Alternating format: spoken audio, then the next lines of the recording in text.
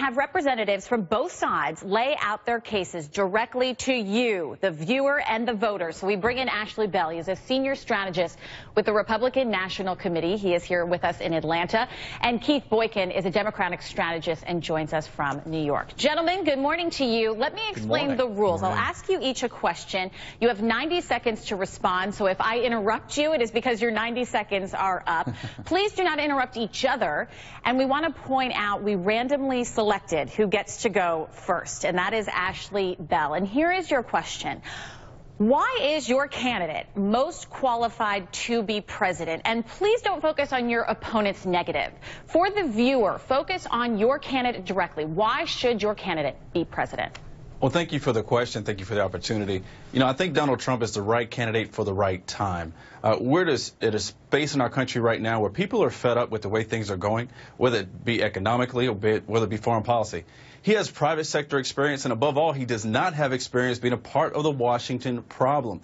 People have seen what happens when too many lobbyists get control of writing our legislation. What happens is they go into D.C. and they write things called the Affordable Health Care Act, but the middle class can't afford it. People know that there's this bait and switch that goes on in Washington, and they want someone who's not a part of it, who's had private sector success, to come into Washington and say, look, we're going to make sure that you're doing the people's job and not just trading favors for campaign cash. And I think that is a fundamental breath of fresh air that the Americans want. Americans always vote for change. They're always optimistic. But it's hard to be optimistic and vote for change when your options are status quo versus change. And I think they're going to go with change. Ashley Bell, thank you for that. Keith, to you, I want to reiterate, this is not disputing his claims of Donald Trump. This is about your candidate. Why should Hillary Clinton be president? Well, first, in terms of answering the question you asked at the beginning, Hillary Clinton is clearly the most qualified candidate.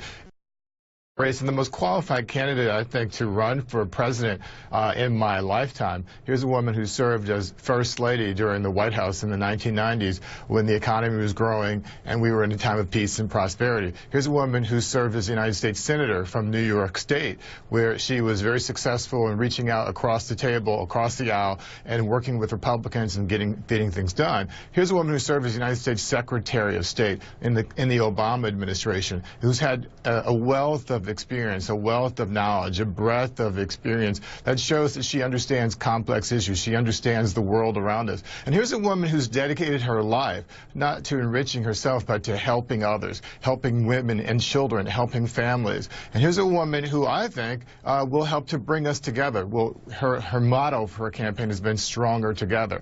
I think that's what we need at this time in our country. We've had too much divisiveness in our rhetoric and the political discourse, and Hillary Clinton can help to resolve some of that, to move the country forward, to help bridge these gaps, to talk about economic inequality and to do something about that, to raise the minimum wage, to do something about climate change, to expand on Obamacare and actually provide more affordable care for people, health care for people, to help with criminal justice reform issues, and so many issues of concern to people out there, young people, progressives, and all Americans. I think that Hillary Clinton will make an excellent president. And Keith, I interrupt you just because we've run out of time. Now to question number 2. It is no secret.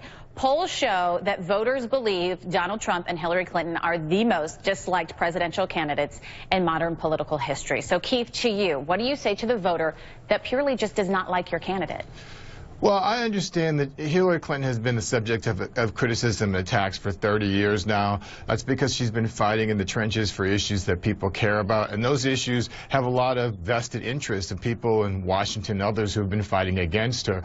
But if you look back, if you want to talk, if you look back at Hillary Clinton's poll numbers, before she ran for office just last year, her favorability rating was 55 to 59%. It's gone down because of the election, because of the campaign attacks, but I have confidence that after the race is over, people will come together, the American people will come together and rally in support of her. I don't have any reason to believe that there won't be an unacceptance of the election results, or people won't talk about any of that kind of stuff anymore. But I think that the people will understand understand eventually that Hillary Clinton is actually a supportive candidate. She's not the divisive candidate that I think people have portrayed her as being.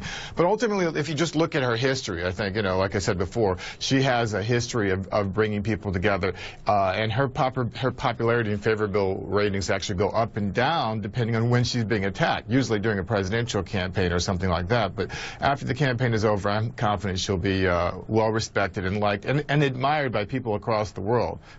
And Ashley, the same question to you. This is not about the voters that dislike Hillary Clinton, the voter that just does not like Donald Trump. What do you say to them? Look, I'm the first to admit Donald Trump is not a politician. He's not a career politician. He's not spent 30 years trying to say the right thing to get elected and to get proximity to power. He's had a career in business and entertainment.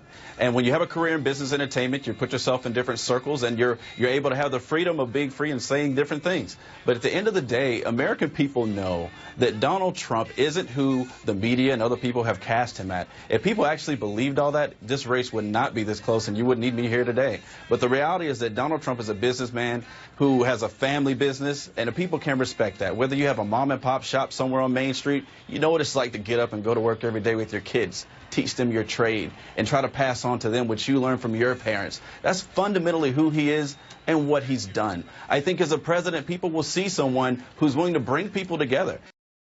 Someone who's willing to speak truth to power and take every issue head on and sometimes know that, you know what, people might not like my position, but I'm going to stay consistent. I'm going to stay on message about what I believe the American people need. And I think he's that voice of change in this election. He's not a career politician. He is an agent of change and someone who can come into Washington and be totally separate from the debacle that we've seen and offer the American people real solutions with clean hands, not taking money from these special interests and lobbyists that we see far too many times from candidates who want to seek the White House. Ashley Bell and Keith Boykin, I appreciate you being with me. We go back to the tradition of not a debate, a conversation. We appreciate the thoughtful conversation you had with us here today. Thank you for having me. Thank you and good morning.